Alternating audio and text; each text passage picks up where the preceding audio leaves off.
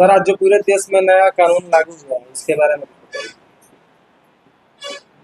पहले से जो अपने देश में कानून चल रहे थे वो ब्रिटिश पीरियड के बने हुए सारे कानून थे, अंग्रेजों के द्वारा बनाए गए थे।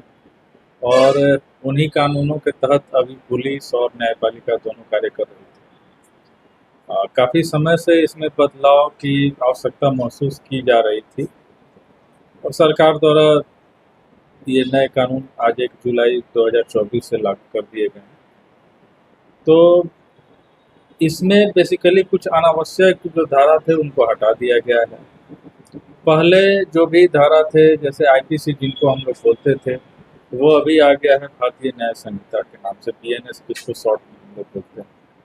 तो उसमें स्कैटर्ड था, जैसे मान लीजिए कि फिजिकल एब्यूज है या क्राइम अगेंस्ट बॉडी है, तो वो अलग अलग चारों तरफ स्कैटर्ड था। जैसे आपको 498 ए था, फिर 302 था मर्डर के लिए, फिर 304 बी था डॉरी के लिए, 323 था, 376 था रेप के लिए। तो उसमें बहुत सारा था, क्राइम अगेंस्ट बॉडी है, क्राइम अगेंस्ट प्रॉपर्टी है, वो सब स्कैटर्ड था, एक जगह नहीं था। अब जो नई संहिता बनी है उसमें उसको एक जगह रखने का प्रयास किया गया है, मैक्सिमम रखा ही गया है। और वो कुछ नए चीज़ जो समय अनुसार आवश्यक थे उनको ऐड किया गया है। जैसे पहले गैंग रेप करके कोई था नहीं सेक्शन, और गैंग रेप का सज़ा भी डिफाइंड नहीं था, केवल रेप ही था। अब गैंग रेप नाम का चीज़ आ गया और उसमें पनिशमेंट भी ज़्यादा हो गया है। सरकार ने इस चीज़ की गंभीरता को देखा, तो इसको देखते हुए इस चीज़ को ऐड किया गया। तो बहुत सारे नए सेक्शंस आए हैं, बहुत सारे पुराने धारा जो थे जिनकी आवश्यकता अब उतनी अधिक महसूस नहीं की जा रही थी। समय बीतने के साथ जैसे राजद्रोह नाम का चीज़ था पहले, तो राजद्रोह तो अब कोई राजतंत्र तो है नहीं कि राजद्रोह होगा, तो अब देशद्रोह शब्द आ गया और देशद्रोह की परिभाषा आ गई है और उसका सजा अलग से डिफाइन हो गया है। पेनल सेक्शन में लगभग वही चल रहा है, यानी कि जो हमारा दंड संहिता जिसको पहले हम लोग बोलते थे भारतीय दंड संहिता, जो अब भारतीय न्याय संहिता में परिवर्तित हो गई। तो बहुत सारे नए अपराध के बारे में डिफिनीशन दिया गया है, उसका सज़ा भी फिक्स किया गया है।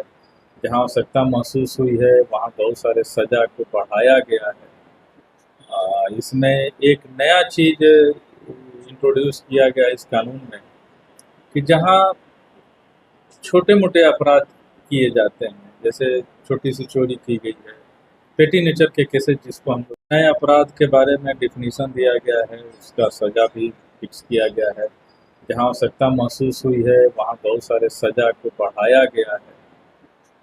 इसमें एक नया चीज़ इंट्रोड्यूस किया गया इस कानून में कि जहाँ छोटे मोटे अपराध किए जाते हैं, जैसे छोटी सी चोरी की गई है, पेटी नेचर के केसेस जिसको हम लोग बोलते हैं, वैसे केस में न्यायालय को अधिकार दिया गया है कि उसमें सामुदायिक कार्य या सामूहिक कार्य के लिए दंड के रूप में उसको दिया जाए। जैसे कि सड़क का सफाई करना, वृक्षारोपण करना, कहीं जाके आप वृद्धाश्रम में 1 महीना सेवा कीजिए या किसी सार्वजनिक स्थल की साफ सफाई कीजिए। इस टाइप का सज़ा अब न्यायालय दे सकती है, जो पहले कहीं कानून में अपने नहीं था। सर, अभी देखा जा रहा है 3 जो कानून नए बने, इसमें महिलाओं को लेकर क्या कुछ रखा गया है? महिलाओं के विरुद्ध अपराध पर विशेष ध्यान दिया गया। जैसा कि मैंने आपको बताया कि पहले सिर्फ एक बलात्कार रेप सेक्शन था, अब उसमें गैंग रेप शब्द भी आ गया है और गैंग रेप का सज़ा काफ़ी बढ़ा दिया गया, मिनिमम 20 साल की सज़ा कर दी गई है गैंग रेप में।